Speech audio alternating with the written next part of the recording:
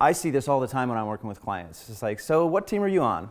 Well, I'm sort of on this one and I'm kind of on that one. Or we'll say, well, let's get the team together to talk about this topic. And people will say, well, do you mean like the full team or the extended team or the core team? The core team, yeah. Right. So he talks about it should be obvious to anybody who's on the team and who's not. When we talk about teams, we always say that the definition of a team is a group of people that collaborate towards a shared goal.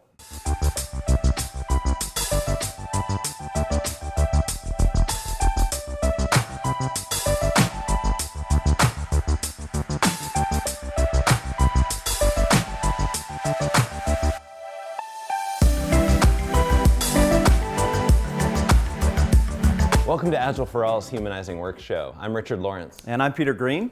In Season 1, we focused on the 4 humanizing work themes: creativity, collaboration, impact, and growth, and dug into each of those. In Season 2, because most meaningful work happens in teams, we're focusing on teams and what makes teams great, what gets in their way, what we can learn from different kinds of teams. In this episode, we're going to look into the research around teams.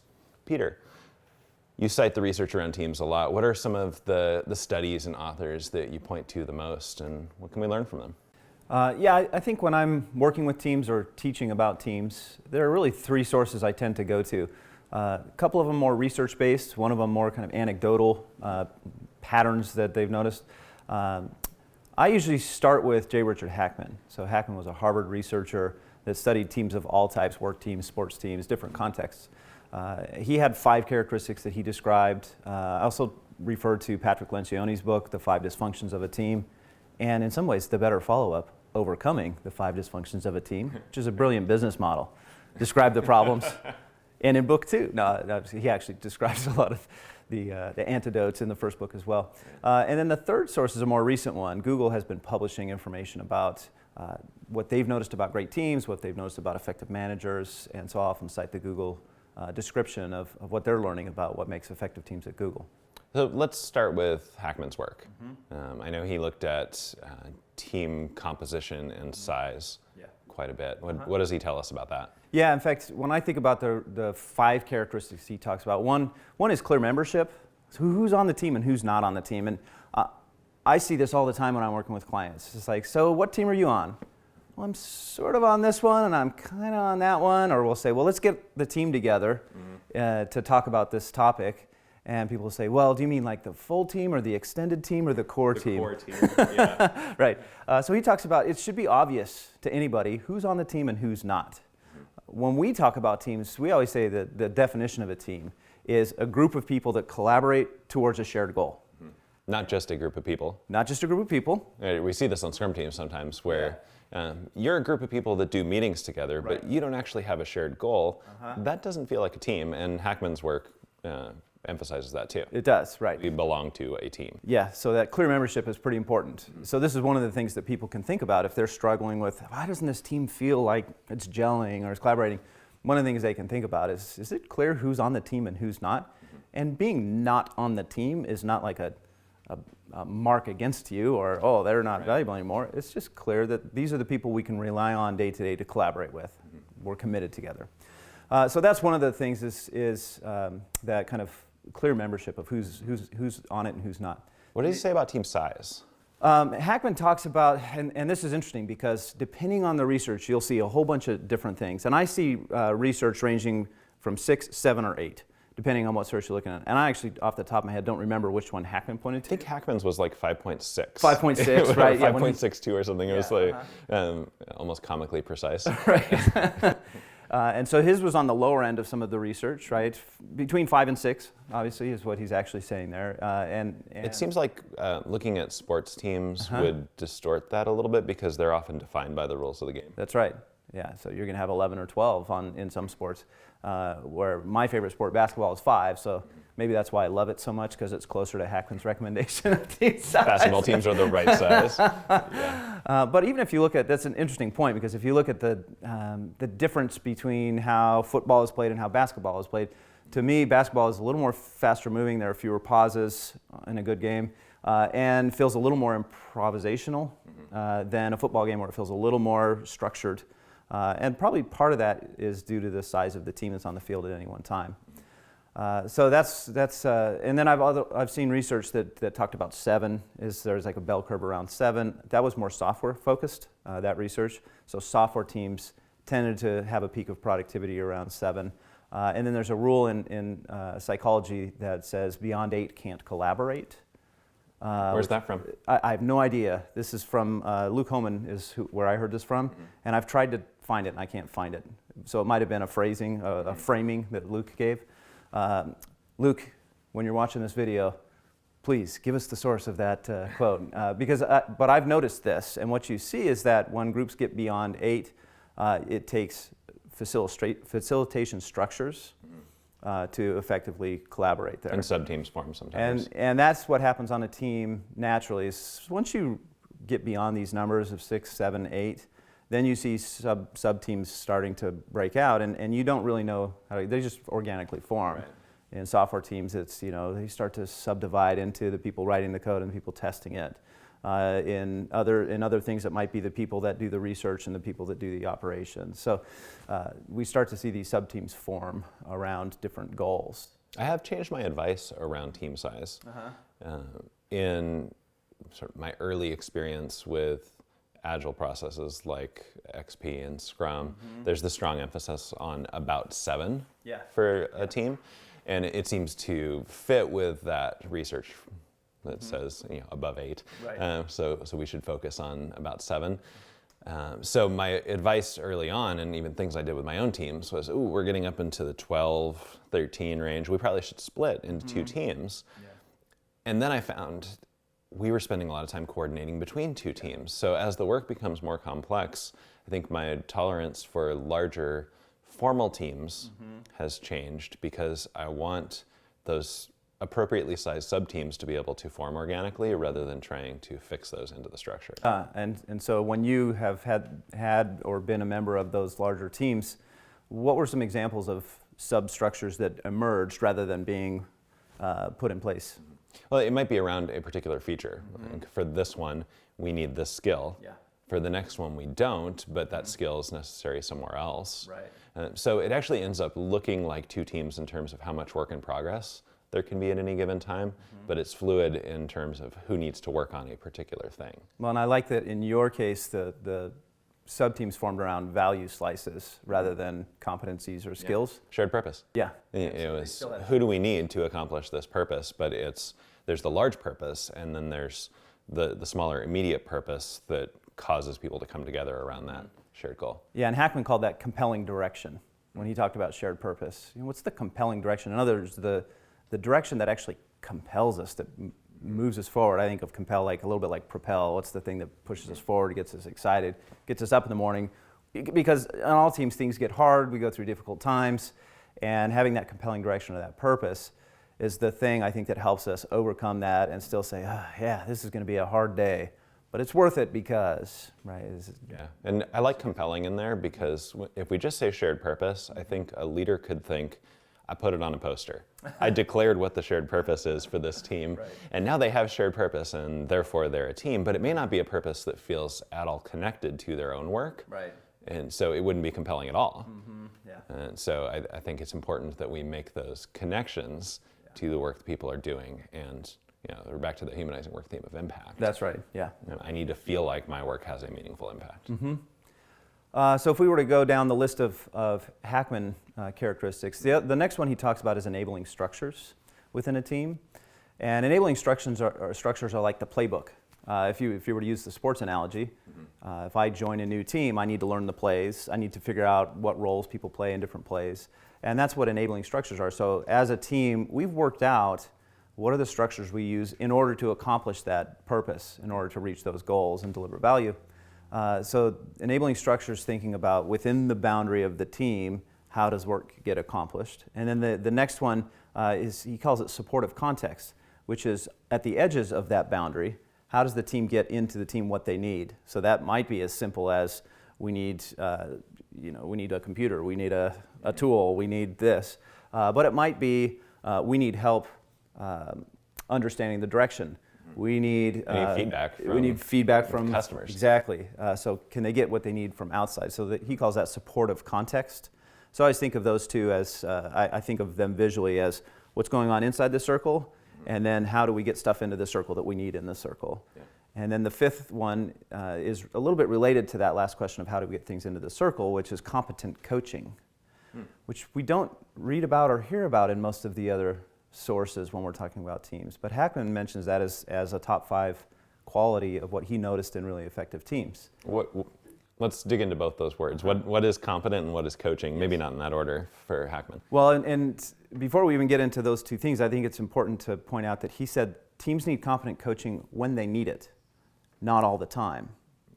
So, how do they know? Yeah, and there are a couple of examples of that in some companies that we study about. So there's a company in the Netherlands called Buurtzorg, which is a home healthcare company.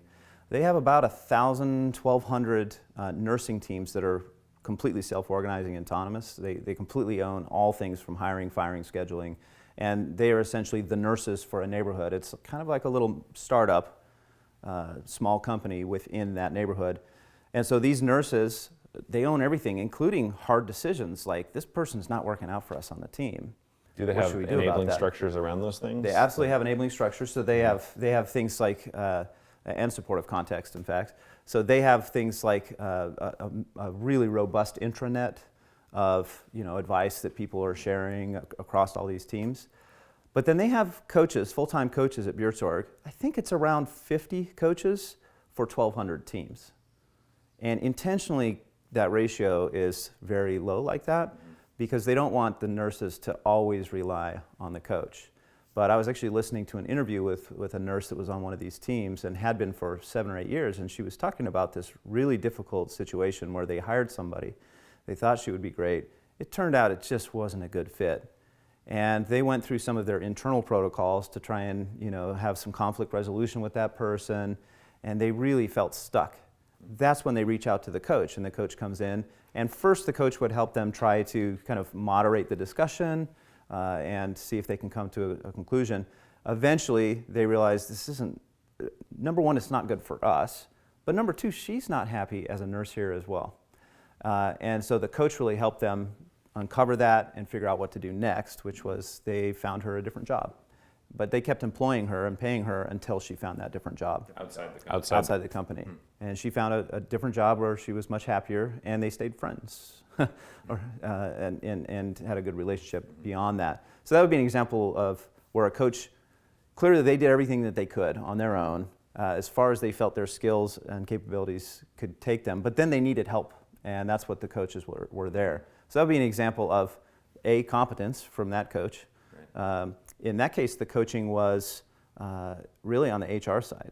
How do you effectively do this? And how do you do it in a way that maintains relationships where firing is often a time when relationships are broken, right? And people leave with bad feelings about it. So much of our identity is wrapped up in work and our performance at work that firing feels like a blow to that. Yeah. What about the situation where teams don't know that they need coaching? We've certainly encountered those in our work where they think things are fine, and from the outside it's a train wreck. What is the answer there when the model is we pull coaching when we Yeah, I think in those models where we pull coaching where we need it, there's the teams are not operating in a vacuum, right? And so there are other teams around them, there are probably other leaders, there are other people in the organization that might be able to observe these things and reach out to that team and suggest, hey, I see a difference here. So part of that supportive context is reflecting to them when they would need it. Yeah, and then I think the other thing that we would say is, especially, let's take the scenario where you're on team A, team B seems to be struggling. You're not a member of that team, but we have this rule that they pull coaching when they need it. If I'm on team A, then I would look at some of our advice around, how could you make it visible that there's something that's a possibility for improvement there. I don't know if in Hackman's research he had examples of where the competent coaching was sometimes brought down upon the team versus the team pulling it. So it's not that he makes the point that it needs to be pulled, by the team. He makes the point that they need it when they need it, but not all the time. Okay. And so who brings Yeah. the coaching and who recommends that there's some coaching take place is not necessarily always a pull system. So in the sports examples that he often looked at, the coach is a full-time role, or many roles, depending on the sport. And so it may be more about how the coach engages than whether they're there. Yeah, absolutely. And we see that with great coaches, is that great coaches are not just trying to stay busy 100% of the time doing coaching. Right? They're there when they're needed. And I think if we look at like a Scrum Master role, which by Scrum is defined as a full-time role for a team, are they coaching full-time? The team doesn't need that. In fact, if you're coaching full-time, that team is probably not growing the way that they could. And you're probably driving people crazy, right? And so that is, even for the full-time Scrum Master role, the coaching slice of that is not full-time. Yeah. Let's talk about the other two sources. What do they add to Hackman's? Because I know there's some overlap. A little bit, yeah. The 5 items. So what are some of the unique angles brought by the other? I think that Lencioni brings a lot of the relationship aspect to great teams. So he talks about, he describes it as a pyramid, these 5 dysfunctions. And to make it easier, I'll describe the functional version of these things, the opposite of the dysfunction. Right. So he talks about at the base of the pyramid is trust. If the individuals on the team don't trust each other, then nothing else can be built on that. So we start with trust. If we have trust, then we can address conflict in a healthy way. So Hackman points out how healthy conflict is critical for a team's success. One of the benefits of a team is you have multiple perspectives, different viewpoints, and we can benefit from that. And so healthy conflict, the way that we can bring conflict into a conversation and have a healthy approach to that and benefit from it, so benefiting from conflict. It strikes me that the 5 items in Hackman's list enable the 2 items in the bottom of Lencioni's pyramid. That if you have clear membership of your team and a compelling purpose, you have opportunities to build trust with each other. Right. Because it's not just, I've decided to trust you. Right. It's that from experience, over and over again, you've proven to me that you're not going to harm me, that you're going to do good for me. And so if we've got this compelling purpose that we're doing together and we're frequently working on that, I'm going to grow to trust you. And it's safe for us to have healthy conflict because we're both working towards a thing out here, and it's not about you and me, it's about us achieving this compelling purpose. It's interesting because I think you could make the case either direction, that the Lencioni things enable some of these things on Hackman's side. It is, right? And I would say that they're good supporting sources. Although I'm thinking about the order in which you could make them happen as a leader. Yes. So a leader can create those enabling structures, supportive context, define a team, work with them to figure out a compelling purpose. And now they've got a container in which they can build trust and practice healthy conflict, especially if there's company. Yeah, it strikes me that what the leaders would focus on in Hackman's list is 1, 2, 4, and 5. In other words, clear membership, right? Compelling direction. Leadership could have a tremendous impact on those. Supportive context and competent coaching. Leadership could provide those. And then the enabling structures within the team, we want the team to own the enabling structure. So I hadn't thought of that before, but what's the leader's role? I think leaders can help with a starting point. And even offer some things so that every team doesn't have to make it up. Because a team who's an expert in developing some product is not automatically an expert in process and facilitation and tools around collaboration. So offering something like Scrum is, this is something that has worked in many other places as a starting point to figure out what our own enabling constraints are. Could be really valuable. Okay, so that's the bottom 2.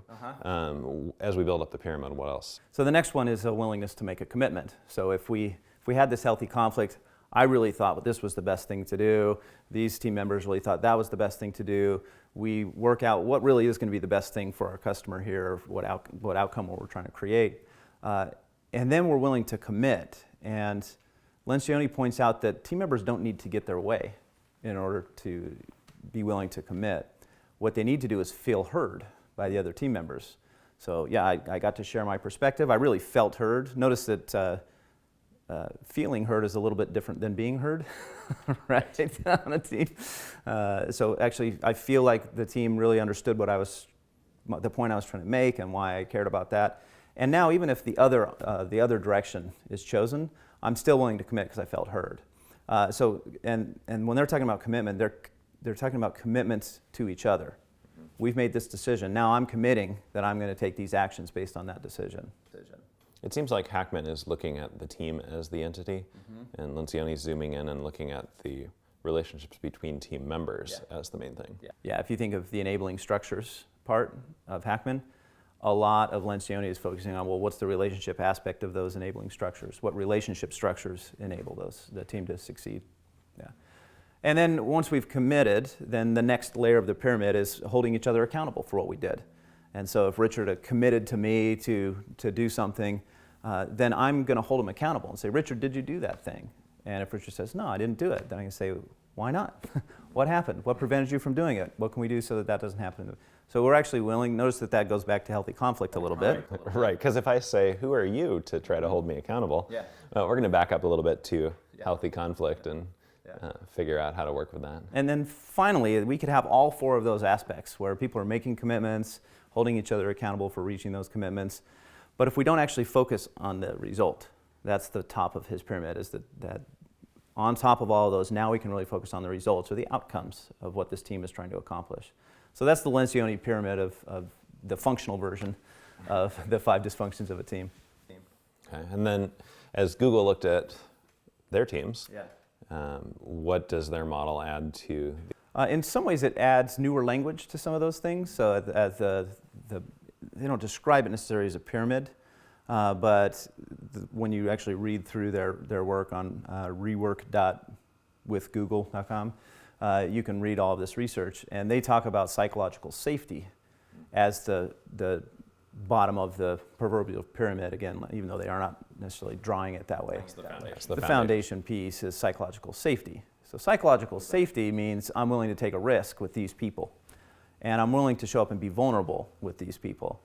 And it's interesting because when Lencioni talks about trust, he says the only way you can create trust between team members is for people to display vulnerability, which is an interesting way to think about that everybody knows that nobody in this room is perfect. But if we're doing what Robert Keegan calls the second job at most companies of managing our perception and making sure that we come off as really good and competent,